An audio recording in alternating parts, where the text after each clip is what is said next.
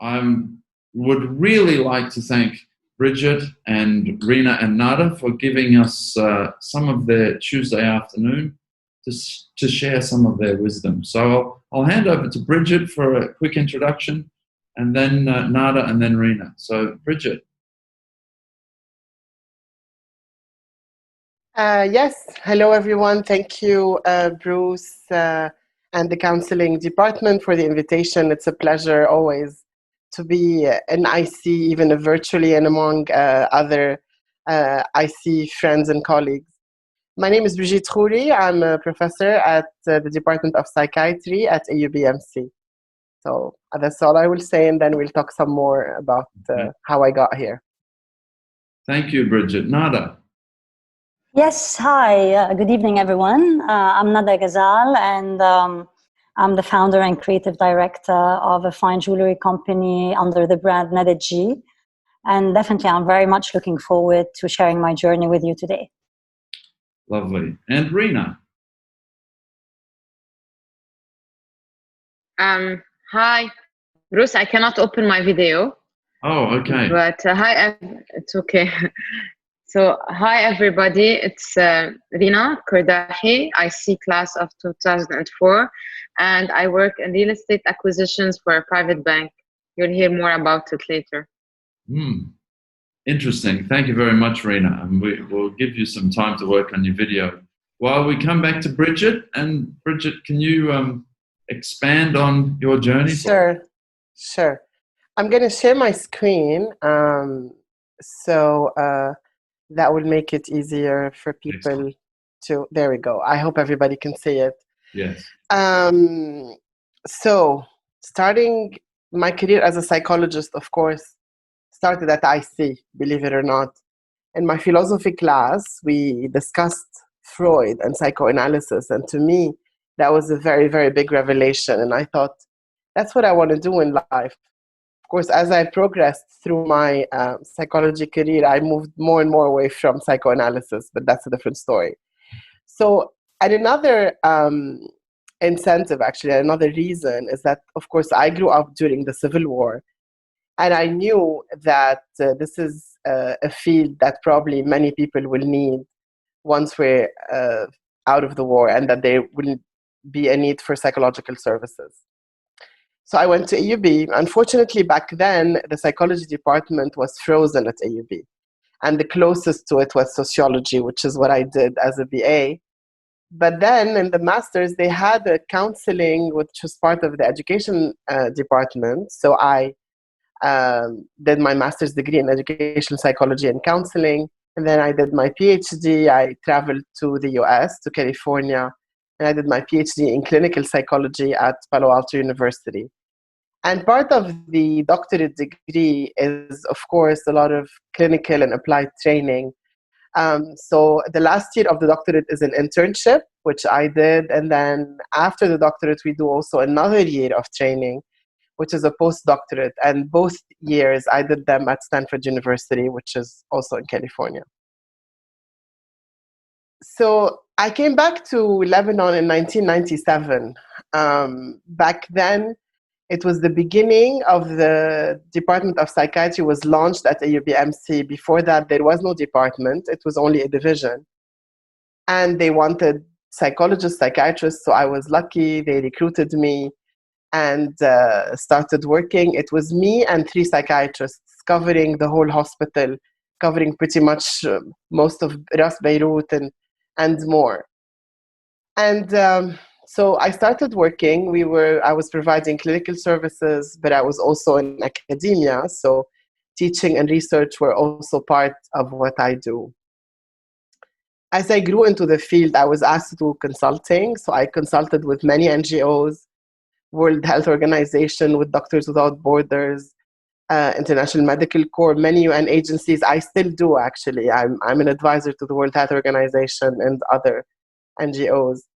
And also, as mental health and psychology and psychiatry started being known and more used in Lebanon, the government started being more aware of the importance of mental health, and requested consultancy for the Ministry of Health and Ministry of Social Affairs. So many projects were done, and I think it really improved the state of the services of mental health in Lebanon. So currently, I'm the founding director of the Clinical Psychology Training Program. So this is a program, it's actually the only local and regional program with a 2-year structure that trains clinical psychologists who have finished their master's degree or are finishing them.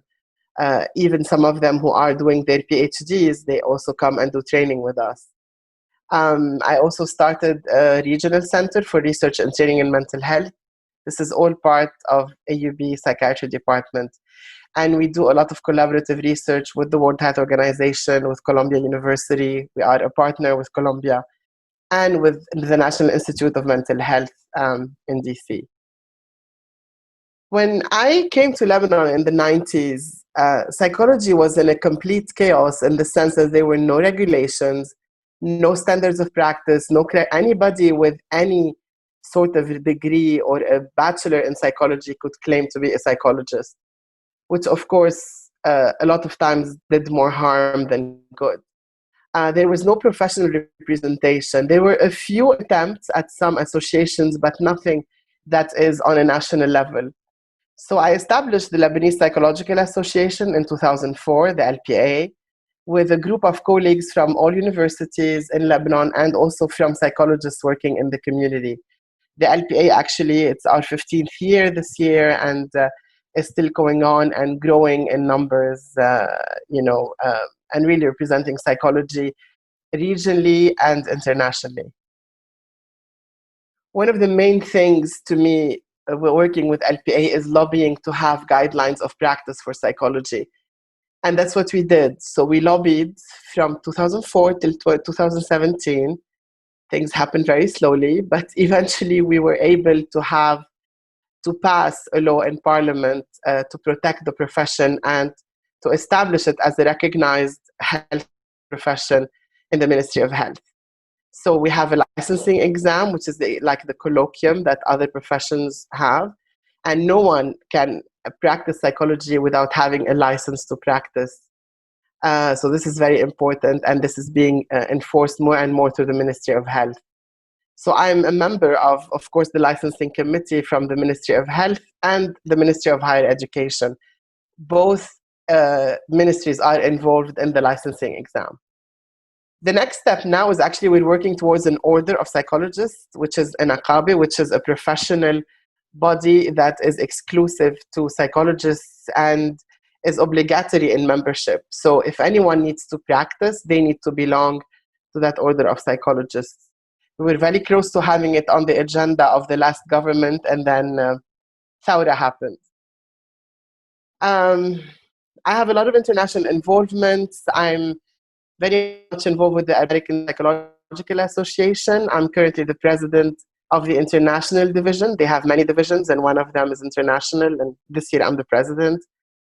I'm involved in the International Union of Psychological Science. I was elected as a board member, and we established something called, with other Arab colleagues, the Arab Union of Psychological Science, of which I'm the vice president. And this is a very important body to help regulate the psychology profession in Arab countries.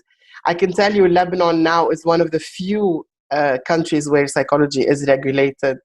There's Lebanon, Jordan, Tunis is another country, but very few where the profession is really held high and recognized.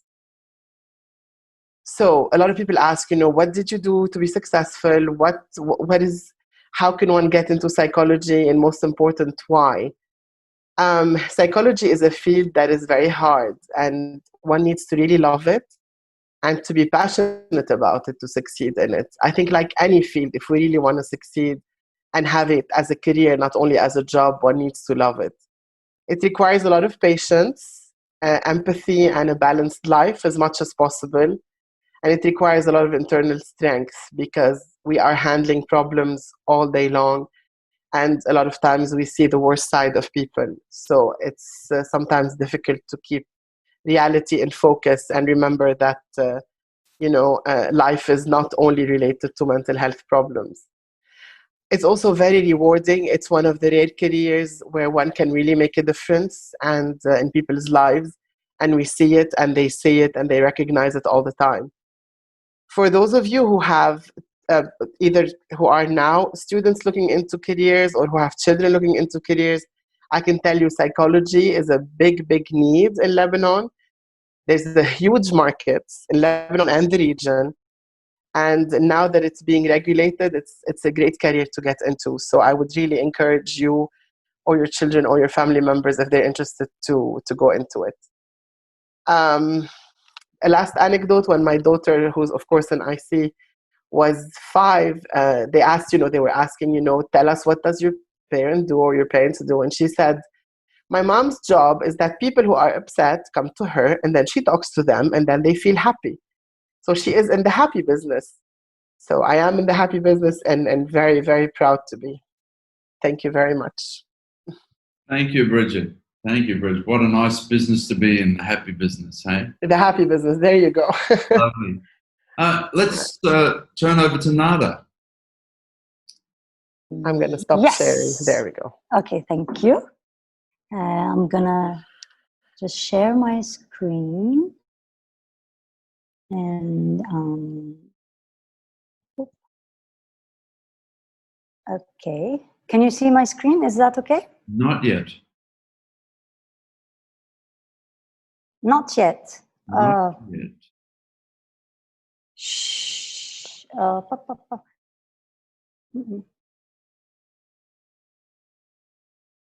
There it is. Yeah? Okay, yep. Great. Okay, so again, I'm going to introduce myself briefly. So I'm Nada Ghazal, and I'm the founder and creative director of Nada G Fine Jewelry, which has been rebranded to Nada Ghazal. And I've started with a quote that actually wakes me up in the morning, and it's one of the gratifying reasons to being a jeweler, and that's actually being able to translate my emotions into timeless jewelry pieces that awaken emotions in others. I must say that I'm not like Brigitte. I might not make people happy in her way, but I can make people happy in a different way. Okay, so what's happening now? Sorry. Okay, sorry. Okay. I think I've been a visionary ever since I can remember. And I was definitely around 6 years old when I really fell in love with design. And I'm going to share with you 3 different memories that actually got me to where I am today, hoping that these memories would trigger some of your memories as well. My first memory was when I was around 6 years old. I used to spend a lot of time with my grandmother, and she used to do a lot of crochet. And back then I was really infatuated with her work and with all of the details, etc. And seriously, by the age of 6, I really knew that I wanted to be somehow in the design business, and I wanted to be a designer. And then my second memory was when I was around 8 years old. I was on a business trip in New York, and I was really infatuated as well with all of the window displays. And I thought back then that one day I hope I'll be looking at my own window displays.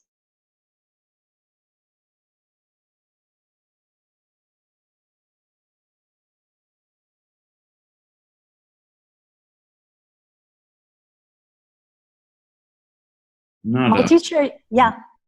We lost you for a moment. Oh, sorry. Okay. So my third memory was when I was, can you hear me now? Yes. Okay. My third memory was that when I was at a boarding school in the UK before I came back to IC. I used to love the art. I used to love art, and my art teacher used to say, well, Nada, one day you're going to be a painter. And I said, I'm not sure I really want to be a painter. I want to be in art, but I want to create things that connect me with people more, like a can of Pepsi or like shoes or jewelry. I want to create something that people can actually grab where I feel I'm connected to them in a way or another. So she told me back then that the best thing to do really is to study design. So, so when I came back to Lebanon and I finished from IC, I wanted to get into university and study design. And my two first choices were either jewelry design, my second was shoe design, and the third one was graphic design to be able to work in advertising. But unfortunately, back then, the first two choices were not there. So I decided to study advertising and fine arts.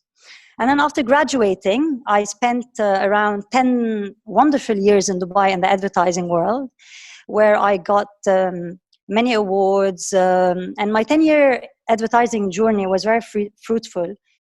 I was not only exposed to brand building, really, but I also headed the department. So somehow I was also trained in how to run a business.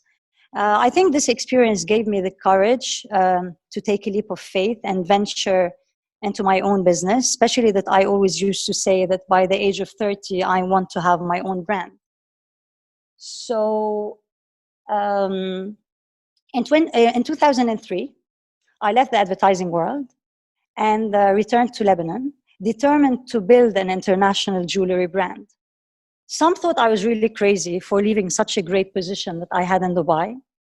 But I had a vision of building this brand. And thankfully, those who were close to my heart believed in my passion and actually encouraged me to start my own brand. So as any entrepreneur would do, before starting my jewelry brand, I really did a lot of research to see whether this passion of mine could be actually translated into a successful business venture, because it's true that I was an artist, but then again, I always say that I had the balance that I had was the fact that I loved mathematics and art. So, which means I loved art and I loved business, and I wanted to be as logical as, I just wanted to make a balance between both. So I decided to do some research, and in my research, I learned that the global women needed to accessorize to express themselves, and everyone was looking to be unique. They wanted some individualistic pieces. They wanted something that reflected their image. However, the jewelry in the market back then was saturated with either mass production or very classical pieces. So I knew that there was a need in the market.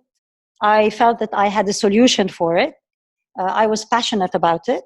And I was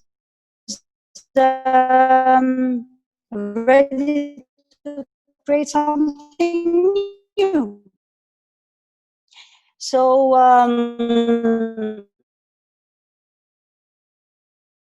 out of trial and error, I created the jewelry to stand out from the neck to. I spent months in the workshop creating my first collection, which I called back then Organized Chaos, inspired by my first experience living in Beirut after 10 years. And the collection was sold out because I think I created something from the heart, which is very important to do.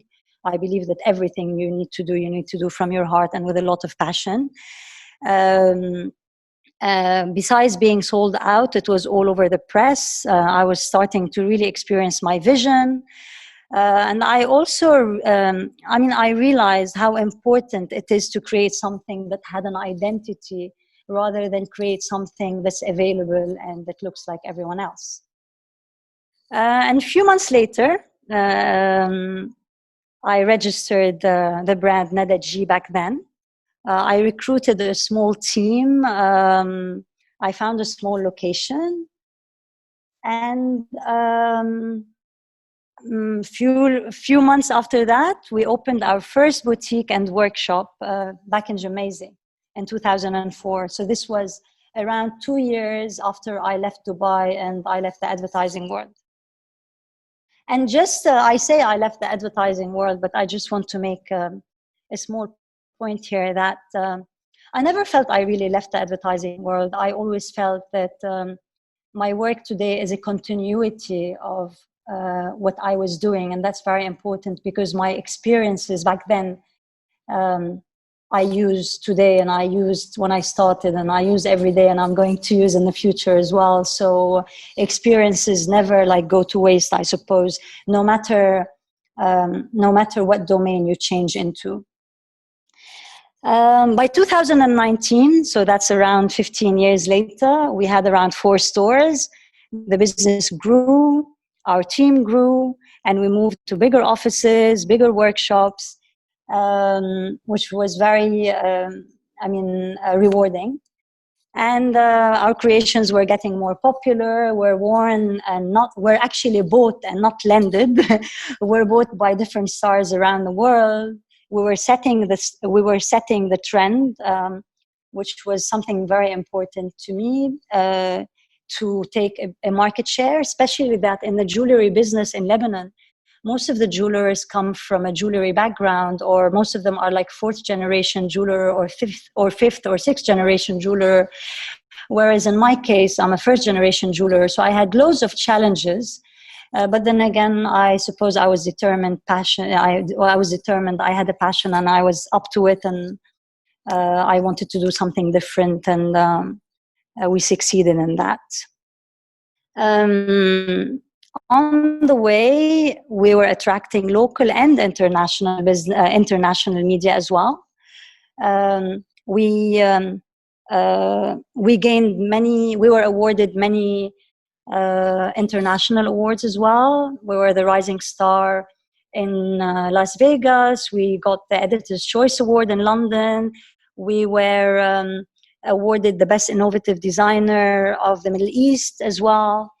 And finally, a few years ago, I was awarded the Woman Entrepreneur of the Year, which was a tipping point actually in our business. And I'm going to just let you know why it was a tipping point, because, you know, I never lose an opportunity to try and enter an award. Sometimes you can gain, sometimes you can fail. It's always a good experience. There is always a good learning out of it. But this specific award was very important for me because I had to do a 5-year business plan in front of a very, very important jury in different businesses. And just by doing that, I had the chance to look back at the 10 or 12 past years to see where we made mistakes that we learned from, where do we want to go. It was something really important, and it was a tipping point. And I'm just pointing this out because I think you should always venture into entering such situations. So I just thought I'll point it out. We were also featured in different books and in different magazines, different international books, along international designers, which also gave us an edge as well. And honestly, the best part of the growth, which is very important to talk about, is growing the team and making an impact on society. We started as a team of 2. Today, locally, we're a team of 20 with 4 stores and an office and a workshop. And I think giving back to the community is very important, and growing the team for me was very rewarding. I had a lot of chances to actually move my workshop to different countries, which were way, way, way cheaper than producing in Lebanon. But one of the reasons I came back to Lebanon from Dubai, because I felt that each and every one of us somehow needs to give back to the community, and I wanted to do it through my business and not just on a personal level. So this was very rewarding for me. And then last year, it was time for a change.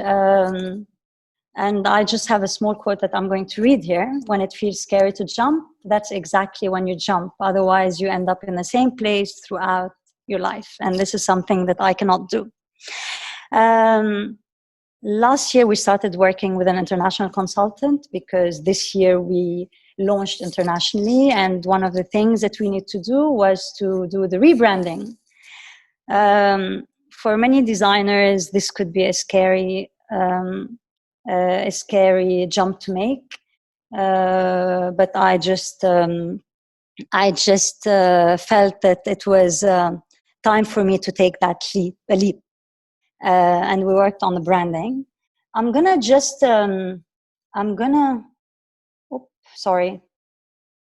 share a small video. It's just like a 1-minute video, which we presented to our clients when we did, when we did the rebranding.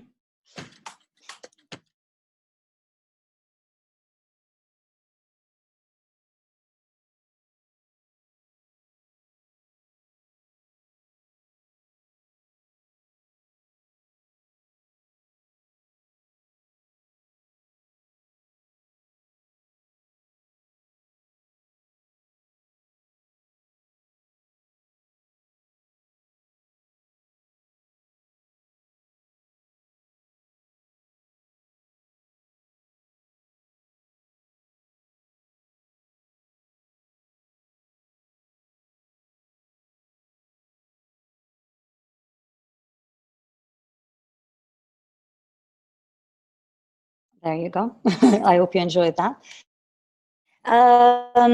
Okay, so meanwhile, I just want to mention that launching internationally was very important for me, because as we all know that we cannot only depend on Lebanon, but what's great is that we do sell outside Lebanon, but we do produce in Lebanon. So the more we sell outside, the bigger our company will grow in my own country, which I adore. So now we do sell in London, Chicago, Miami, Dubai, New York, along other cities as well. And I suppose for me, nothing is complete without giving back to the community. This has always been important to me. And we do connect with people through workshops and CSR activities. Yearly, we contribute many jewelry pieces that go towards CSR-related functions, and which are usually auctioned or won as part of fundraising activity. I always dedicate every year 20 to 30 hours delivering workshops, orientation programs. I've done few programs with IC before. We've done something with AUST, AUB, College. We've done something with Tufula for cancer patients. We've designed bespoke pieces to raise funds for cancer patients. A few years ago, we did a Go Green initiative where we actually planted a cedar tree for every gift that was purchased from Nadaji during the month of December. One fun thing that I did, I ran in Beirut Marathon in a wedding dress a few years ago to support CAFA, who support child marriage and abuse. And last October, or as a matter of fact, for the past few years, every October, 2% of our sales go to breast cancer associations as well. And I think, this is important for me on a personal level, but it's also important for the company as well. It's part of the company giving back to society and not just me as a personal level. And I think I've said so much about my journey. I hope I've inspired some of you to start yours, and thank you. Thank you, Nada. Very interesting. I really like the from the heart part that you mentioned, and I think that shines through. Thank you, Bruce. Let's hand over to Rina now. Hi, Bruce. My PC didn't start, so quite funny. But if you can open for me the video, at least I can speak live. Oh, okay. Yeah, you need to allow me to open the video. Now, is that working? There we go. Yeah. Okay. So hi, everybody. I'm Rina. I'm sorry, my computer just shut down and 5 minutes ago. So basically, I'm an IC grad of 2004, And ironically, the main purpose and message behind my presentation was about change and adaptability. So speaking of this, my computer just crashed, and Bruce was looking at my presentations 5 minutes before we went online. So I'm gonna be a bit brief without the presentation. One, I love Nada's jewelry. So Nada, can you see me? I don't take it off. Irina, thank you. Okay, guys, so basically I grew up in Ras Beirut, right next to the IC, and IC is a big part of who I am. This is why now I'm involved with the ICAA, and I help sometimes Nada, which has the career committee and mentorship with Brigitte and such initiatives. IC was, family. It brought certain aspects in me and my friends that I really do not find anywhere else. IC was also, in terms of family, it was the security, it was the comfort, the nest, where you knew everything. You knew that next year you're going to do that, and so on and so forth. What IC brought, and what is really special to me, is the sense that, everyone is different, but everyone has its part, and this is now very hard to find. And during IC, I was blessed to be the easy nerd. So I really had very good grades without paying too much effort into them. And I was mainly geared into math, sciences, chemistry, and not so much into art. And I used to get bored at art classes. So I ended up acing all my exams. The French bac Matelem was really easy. And also that I was confused if I wanted to do the French bac Matelem or the physics or chemistry. So I really did not know what I want to do because I was good at many aspects. At the end, when we were applying to AUB, my mom and this is a thing that we need to tackle, whereby the parents sometimes influence the children's choices. And at my time, it was always you need to be a lawyer, an engineer, or a doctor. And at one point, at maybe grade 10, I wanted to be a doctor, but then I switched into hating biology and just liking numbers. But my mom at the end convinced me to do architecture because my dad had a big firm there in architecture. So I ended up applying to architecture and I got there. And going into architecture was really hard for me because I was more of a very rational, 1 + 1. The way I look at this, I find it beautiful. How come you cannot find it beautiful? It was very hard to me. I used to get, as I told you, grade A's all the time. Sorry, Bruce, for mentioning without working this much. And architecture is all about drawing and taking so much time. And I wasn't being able to adapt. And then I wanted to transfer into mechanical engineering, which was more the numbers and, the broad reality that I knew. But my advisor kept pushing me to stay. And at the end of the journey, which was really a difficult one, I ended up graduating with honors. And I'm going to go back to another episode on that. But what I think architecture taught me, and it's a lesson now if I go back to school, even though I don't work in architecture now, I don't think any other major, or at least not a major that has this art and creation part could have taught me. It's the fact that each angle can be looked at in multiple ways. And this helps you in any career you're gonna do, whether it's in sales, in banking, in being a lawyer, so being a diplomat. Everything can be looked at in different and multiple ways. And it's just the way you present it and brand it that makes a whole of difference. And speaking of such kind of episodes, when we were writing our thesis, and I chose to write my thesis about real estate development, which is the major I am working on right now. So 2 weeks before handing in the final thesis, I had a jury, and my project, which you would have seen a photo on if I had the PowerPoint on, was mainly about a big tower for the yuppies with galleries and nightclubs and so on, like the Soho of New York. And my jury, 2 weeks before submitting it, were mainly into a different aspect of reading urban planning. and I got a really bad grade. 2 weeks later, I submitted it and I got honors grading. Same thing happened, which happened today, ironically, when we submit our final year project, which we work on for like 6 months. My computer crashed one night before, and it was a total panic. And this is where I think the message that I learned, even though at that moment I was a disaster, crying, what happened to my layout? It was a perfect presentation. It's how you can adapt and how you can translate the same message with different means. And I think this lesson, which architecture taught me throughout the 5-year journey, is what helped me reach where I am in my career. Of course, during these 5 years, I was not all the time happy, so I took many minor courses. I did a minor in business administration and another minor in engineering management. Again, I was a big time nerd. And then the head of engineering management gave me a full scholarship to continue the master's. During that time, I still did not know what I wanted to do. So I worked at Shakib Rishani Architect, who's one of the most famous Lebanese architects. He did the Elisab headquarters in Lebanon and Paris and so on throughout my master's. But then I got bored and thought about real estate, which was my thesis.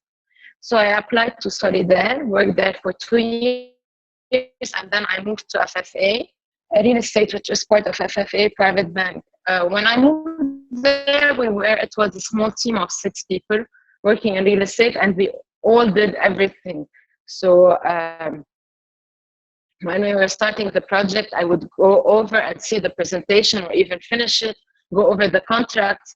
And this part of multifaceted academic, looking at things differently from the legal, commercial, advertising, sales point, I could have not been able to do it without the architecture career. So currently, after 8 or 9 years at FFA, I had the international acquisitions department and real estate. So what we do is we source properties that are income generating for investors of the bank. So I travel a lot. I attend lots of international fairs in real estate. And I really, really love my job. It combines a bit of the artsy part, which I learned to love when I went into architecture. It combines the numbers, the math, the financials, and it has a lot of legal, which was part of my education in engineering management. I guess the message I'm trying to tell you is really sometimes we don't know what we like, and sometimes we don't know where life will take us. And I was one time during our master's taking an organizational management course, and the teacher told us that the only constant in life is change. And it really struck me. And this quote still lives with me, and we can see it today. I can't imagine how you can feel during the last year or last 2 years of your school. It was the best times. We used to go out, when I was at your age, being stuck at home and not being able to go at school. So with COVID-19, that's an unexpected change. And I think the most important parameter for someone to be able to succeed is the willingness and how can a person adapt to change. So this is it basically. And sorry again for the presentation. No problem, Rina. Thank you very much. Very interesting. I think not knowing what to do would resonate with many of our students right now. And certainly if I think back to my senior year at high school, I can absolutely relate to that. Ladies, I'd like to pose a question. You've all, as I've been listening, you've all sort of started at one thing and then drifted into other things, or drifted into more specialized things, maybe in your case, Bridget. But what would you say have been the skills that have been most valuable that you didn't learn through your university schooling? And feel free to open up your cameras and just have a conversation on that. I can give it a shot, Bruce. I think actually university schooling teaches you very little about life skills that are needed to succeed. Sorry to say that. And as we grow in one's field, then we realize what are the things needed, and primarily things related to communication skills, to leadership, to openness, flexibility, as Rina hammered, change, as well as, of course, hard work, that goes without saying, but also seizing opportunities and taking the risk and taking a leap of faith and taking that jump, and then not knowing where we're going to land. But eventually, I always say, you never know what's around the corner, but take that corner, and then it might lead you to amazing things. This is how I definitely lived my career. Absolutely. Nada, can you, there's a question in there that might relate, some advice, but what would you say has been the most valuable thing you've learned that you didn't learn at university? What's the I think I would say what Brigitte said, really, but also have faith in hello? Yeah. Another we can hear. Oh, sorry. Yeah. Have faith in your vision. I'm never usually scared when this is something that I didn't learn at university at all.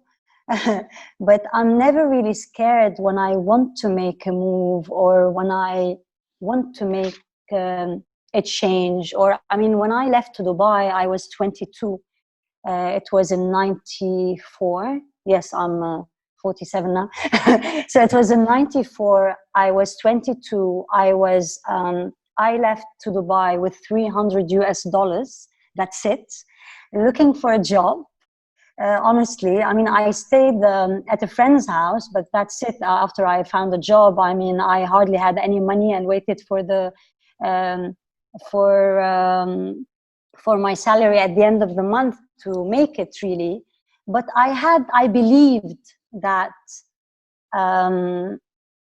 something good is on its way, and I worked hard for it, and I didn't have any fear. I was, it's very important to be very brave and courageous when you believe. I would say thank you to my mother, really, because she always says that the most important thing is to be brave and not to be pretty. So I would say that. I would say it's more about a personal level than actual skills that you learn at university. Rina, you've probably had the most wandering path, I guess we could say. What have you sort of understood of that journey that you learned that wasn't part of your formal training?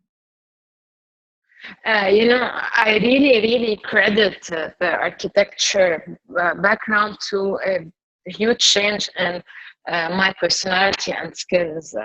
As I said, I was always used to, I would go out and party on Saturday night, and we would have an exam on Monday and the bac français, and I would get 19 over 20 on the math without.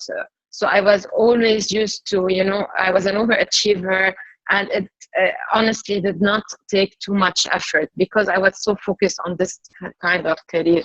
When I went into architecture, it really taught me that your perspective of things is not like 1 + 1 = 2. There's a completely different perspective from another person. The way you present it makes a difference. It has also taught me patience, which I still lack of. Brigitte, maybe we need you on this end to help optimize or enhance or tackle this issue that I have of impatience. I'm ready. So I try to teach you patience. It also, opened my eye for the love of art. I used to get bored at art class. And now I love art. I love painting. I love ceramics, which I took classes in university. So For me, I say it bluntly now. I don't work in architecture at all. I know how to read plans, and I love it. I love spaces. I love beautiful buildings. I cannot work in it, but I wouldn't be where I am if I did not have that background. Again, as I told you, during the final year project, my computer crashed, and I ended up graduating with honors. And it's all about presentation and how you. It's a visual experience for the juries. So it taught me a lot about how you present yourself, how you read the other person, how you look into things from the other perspective. It's not only my perspective that's right. It's not 1 + 1 = 2. I can look at this building and see it beautiful, and another person can look at it and see it as not non-functional, not speaking of aesthetics. So and this not only helps in the way you deal with people, it also helps in, for example, legal matters. I deal a lot with legal stuff in my current work, contracts, LOIs, and it also helps looking when you are negotiating with someone to see see your counterpart. So I really did. I think my major growth came in AUB through these changes. Although I wanted to quit several times and change majors, but I'm happy I didn't.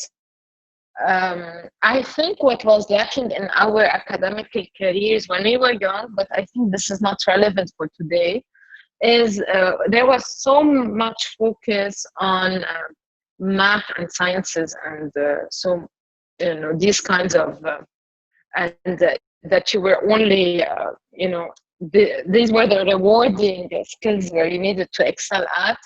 And I used to feel there was a lack of concentration on art, music, and so on. I don't think this is the case in the current curriculum, but this was the case when we were growing up, especially with our parents' mentalities. Yeah, that it still exists to a point, and I have to say that I find it a little frustrating that the majority of conversations I have with parents are on the big three, architecture, engineering, business, medicine, where there's not such a recognition of, what we're talking about tonight, psychology, creative design, architecture, real estate. That doesn't really come up. So what advice would you give to some of our grade 11 or probably grade 11 kids who they don't really know what they want to do at this point, or even grade 12 kids who are about to step out into the big world of university? What sort of advice could you give them? I'll open the floor to anyone. I would personally say, of course, you need to love what you do to excel at it, and then it doesn't become work. But I think with the current markets and changes, having a more general education, so not so much focused, has become a need in our current trend. So a person that can understand, for example, in my field, when we are recruiting someone for my team, I really don't look at what they studied. We give them a case study and see how they analyze it. And the more they can tackle many facets of the same angle, it's better. And I was reading multiple articles how the current world is changing from being into specificity in the business world, not in the medicine and other world, being into the specificity versus being into the generalization and general knowledge into something. So maybe if someone does not know what to do, they can take a few courses the first year that are a bit mixed and see what they like. Yeah. It's only a year, we are always in a hurry to finish and expedite, but a year won't make a difference in ending up and knowing what we really like or what is our calling.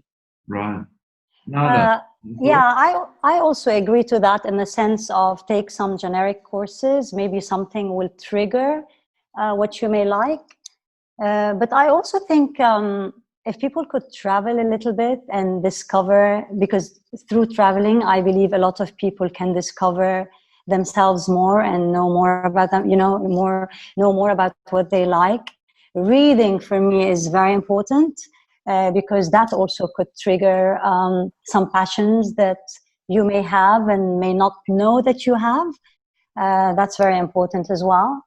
And I think you should really, really, really dig into your heart and to just feel what you may be passionate about. I know it's not very easy for everyone. I love art since I was very, very young.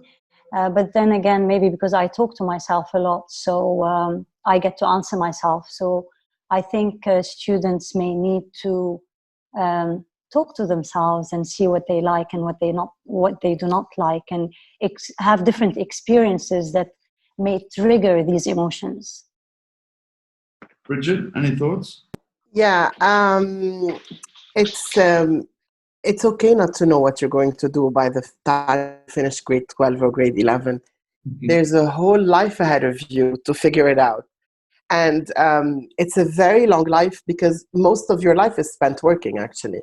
So it's not a very happy life if somebody goes into something they don't like. So it's I agree with both Nada and Rina.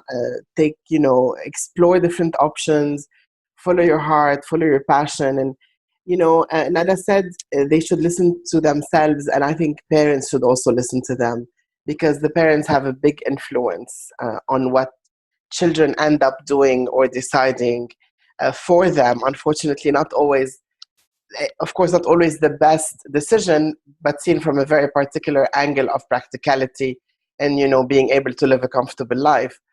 But that put aside, there are so many fields now that are moving away from the traditional jobs. IT, bloggers make gazillions of money that none of us, I think, will make in any traditional career. Yeah. So it's important to, sports, athletes, acting, looking into these fields that, people really like and try different things. It's never too late to change a career. When I started my PhD, I had somebody who started the program, he was in his 50s. He had done consulting for 20, 30 years and then decided to go for a PhD in psychology. So it's never too late to do something you like, but, follow your heart and follow your passion. That's the most important. Yeah. And may I add something as well, because maybe we have few parents listening. As Brigitte said, it's okay to make changes, and there's nothing such as you lost a year, you did this, and then you changed to something else. We never lose a year, because during every year we learn something that we carry on with us. So I don't think we should, I don't think we should make children or students, not children, grown-ups actually, get disencouraged about this, like, you went into banking, you didn't like it, you go into something else, you didn't. It's okay, it doesn't really matter, because, we gain everything. We learn in everything we do, so, and we take it with us. So why should we make them panic? On the contrary, we should encourage them. And if they feel they want to make a change, we should say to them, well, yes, I'm going to back you up and you're going to be able to do it, because the more they have self-esteem, the more they can make it happen. And I think following on from that, Nada, the one thing that parents, and I'm guilty of this myself to a certain extent, is that we don't want our kids to fail. But I think that's such an important thing for kids to have to deal with, that they have to experience that moment where it's not working, where they're struggling, because it's in those moments that you really begin to understand, I prefer that. And some of the best experiences I had were working on construction sites or driving a truck or working in McDonald's, because I realized straight away, I do not want to do this for the rest of my life. Exactly. And one thing, I'm just going to share a little experience. I loved art and fashion since I was a child, and believe it or not, my mother used to encourage me to paint on the house walls. So all of our corridors, our bedroom walls, they were always filled out of, I had my paintings all over the place, and whenever I wanted to repaint, she would actually paint it white again and would let me paint, because it was a way to encourage me and to make me realize whether this is something that I like and want to grow or not. And I mean, I'm thankful for that, because maybe if she hadn't encouraged me, probably I would have done something that had to do with mathematics, because I was so good at you know. But on the contrary, I happen to do something that I'm very much passionate about. And what's important about being passionate about it is that, you know, when you're passionate about something, if you go through challenges, you can overcome these challenges. Yeah. But when you're not passionate about it, challenges are going to be very difficult and you may not rise out of them. Yeah. But the passion is something that actually makes you just like overcome the challenges. I mean, as an example, exactly, because as an example, I mean, I've been through so many challenges in Lebanon because of my business. I was opening my new store in October. It's in downtown. It got ruined. You know, but if I wasn't so much passionate about my business, I would have just like moved and changed and maybe drowned in something else. But the passion is what wakes me up in the morning and makes me feel, no, this is what I love and this is what I'm going to do and this is what I'm going to succeed in. So I think doing something from your heart and being passionate is very important. Important. Yes. We've exceeded an hour, so any final comments, ladies, and any final questions from the people who are with us still? There is a question from, I have a daughter who's into arts major, but the point is she believes that she cannot make it here before going and gaining the needed experience abroad. Like your experience in Dubai, especially at such times. What's your advice, especially that we as parents now can't stop our kids from jumping into the world and exploring? My advice is let her explore. Definitely, if I hadn't lived in Dubai for around 10 years, maybe it would have taken me 10 extra years to do what I have done so far. I worked in a bigger company than I would have worked in Lebanon. I was, I was exposed to different things at work as well. It grew my personality. It made me more independent. I'm not saying that she cannot make it in Lebanon. She can work in very good companies in Lebanon and make it. But if she feels she wants to go and explore, then I would really advise that she goes and explore, because the experience you would get as an independent person working outside Lebanon is priceless. Yeah, I agree with Nada. The international community exposure is different. Yeah, it's very, especially I think the way we raise our kids, and I'm one of the guilty moms too, we're very protective and things, but the experience of being alone, fending for oneself in difficult countries, sometimes difficult circumstances, is priceless, because it pushes them to realize how much they can handle and how much they can do, and that they know much more than they think and they're stronger than they think. And that really makes them, kind of gives them skills for life that they can face pretty much anything.